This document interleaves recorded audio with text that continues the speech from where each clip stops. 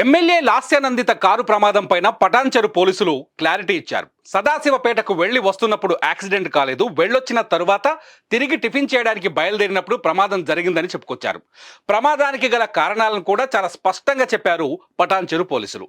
MLA Lasya Nanditha car outer ring road ఎక్కిన తరువాత ముందు వెళ్తున్న టిప్పర్ను ఢీకొట్టిందని, ఆ తర్వాత అదుపు తప్పి పక్కనే ఉన్న రైలింగ్ ను తాకిందని చెప్పుకొచ్చారు. మరికొద్దిసేపట్లో ఔటర్ రింగ్ రోడ్డు దిగుదామనుకున్న సమయంలో ఈ ప్రమాదం జరిగిందని తేల్చారు పటాన్చెరు పోలీసులు. అత్యాధునికమైన టెక్నాలజీతో ఫెర్టిలిటీ ట్రీట్మెంట్ అందిస్తోంది మెడిసి ఐవీఎఫ్. వేగంగా వెళ్లటం, టిప్పర్ని వెనుక నుంచి ఢీకొట్టడంతో కారు అదుపు తప్పిందని చెప్పుకొచ్చారు పోలీసులు. కంట్రోల్ చేయలేని పరిస్థితుల్లో కారు వెళ్లి రైలింగ్ కు తాకిందని రిపోర్టులో పేర్కొన్నారు. కారులో ఉన్న ఎమ్మెల్యే లాస్యానందిత తలకు బలమైన గాయమైందని చెప్పారు.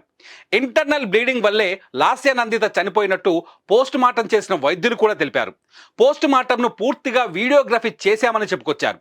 పూర్తి స్థాయి నివేదిక వచ్చేందుకు మరికొంత సమయం పడుతుందని తెలిపారు పోలీసులు.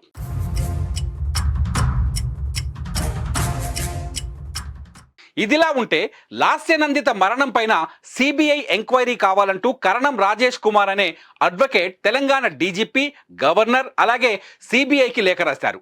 లాస్యానందితకు గతంలో జరిగిన ప్రమాదకర సంఘటనలను బట్టి ఆయన ఈ ఉదంతం పైన అనుమానాలు వ్యక్తం చేశారు.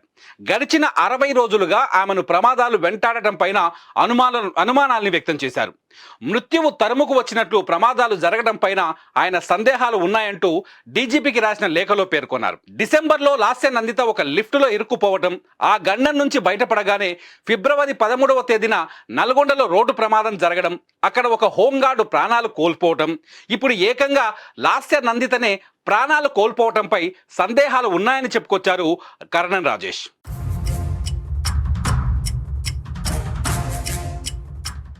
ఇటు లాస్యానందిత కారును డ్రైవ్ చేసిన ఆకాష్ను కూడా పోలీసులు ప్రశ్నించినట్టుగా తెలుస్తోంది.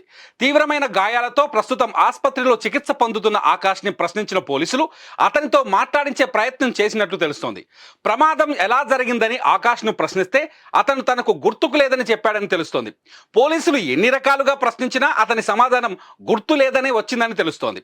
ఆకాష్ కోలుకొని వివరణ ఇస్తే కానీ లాస్యానందితకు జరిగిన రోడ్డు ప్రమాదానికి సంబంధించిన పూర్తి వివరాలు వెలుగులోకి రావని పోలీసులు కూడా చెబుతున్నారు. యాక్సిడెంట్ స్పాట్లో దొరికిన ఆధారాలు, పోస్ట్ మార్టం రిపోర్ట్లో లభించిన ప్రాథమిక సాక్ష్యాలతో పోలీసులు మాత్రం ఓ క్లారిటీకి వచ్చినట్టుగా తెలుస్తోంది. లాస్య ప్రయాణిస్తున్న కారు టిప్పర్ను వెనక నుంచి ఢీకొట్టడం ప్రమాదానికి మూల కారణమని తెలుస్తోంది. ప్రస్తుతానికి ప్రాథమిక విచారణ పూర్తయిందని, పోస్ట్ మార్టం రిపోర్ట్ వచ్చాక ఆకాష్ని పూర్తి స్థాయిలో ప్రశ్నించిన తర్వాత ఈ ప్రమాదానికి సంబంధించిన అన్ని వివరాలు వెలుగులోకి వస్తాయని తెలుస్తోంది.